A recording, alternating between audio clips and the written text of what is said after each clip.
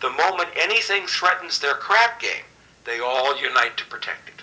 They're both controlled by the same financial, economic, and corporate interests. Once the banks get into the picture and they form a partnership with the government gives them the legal power now to create bank-issued money backed by the coercive power of government to require everybody to accept that bank money. In the course of the last century, they've converted this nation from a nation of independent freeholders to a nation of employees. And they're just one step away from being serfs. Most people spend the great bulk of their money for taxes, interest, and inflation. And all of that money goes to these two groups that comprise the cartel and their partner, the federal government.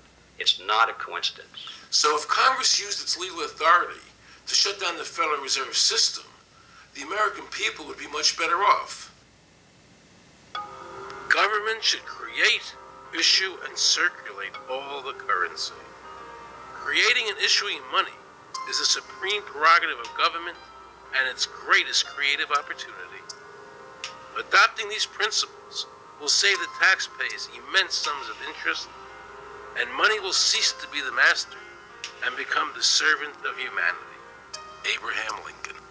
Young people today are conditioned practically from the cradle on up to think that credit is a wonderful thing. You don't want to damage your credit. You want to do what you can so that you can go to the bank and get a good loan. There are no people who own their own property, who own their own houses, who own their own business, who finance their own business. They're only debtors. The average young person today has no concept that he's being drawn into a web, a trap.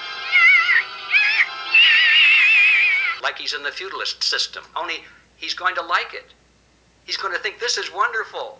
I got my new red Corvette, and I'm in debt for the rest of my life, but I'm looking good. A decision was made. Let's get all the debt up, let's move the jobs abroad, and instead of re-engineering your skills, we're going to dumb down America, and so the middle class will disappear. Really what most of the people in this country have become is food for the debt machine. When a person borrows money, it puts a noose around their neck and makes them servant to the lender, which is exactly what the Federal Reserve System is designed to do. And now our Congress, so dominated by the banks, is helping them to entrap people even further by passing new bankruptcy laws, making it more difficult for the people to declare bankruptcy and get a fresh start, while at the same time allowing the banks to charge very high rates of interest. This is the way the Democrats and Republicans, working with the banks, legally enslave the nation.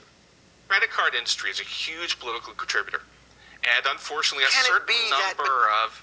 It just seems so, like I say, just bald. This idea that credit card industry gives a lot of money to the government so they will protect them even to the just abject disinterest of their own constituents. That happens kind of a lot. The board of directors of the Federal Reserve System is chosen by the president from a list prepared by the bankers themselves. The process of finding a Greenspan replacement is ongoing and is being managed by a small group of people responsible for coming up with a list of nominees. It's important that whomever I pick is viewed as an independent person from politics. If the American people ever allow the banks to control the issuance of their currency, the banks and corporations that will grow up around them will deprive the people of all property until their children wake up homeless on the continent their fathers conquered. Thomas Jefferson. So the Federal Reserve is actually an illegal entity functioning within government. It's illegal, and what we have given to this so-called agency is the authority to counterfeit money. Do you have any points of view about the Federal Reserve and how the Federal Reserve operates? They just enter something on a computer. Oh, you need 20 billion today. Here's 20 billion, but they got that out of thin air. It came out of thin air, it goes to the Treasury then pays their bills. So it's no different than monopoly money.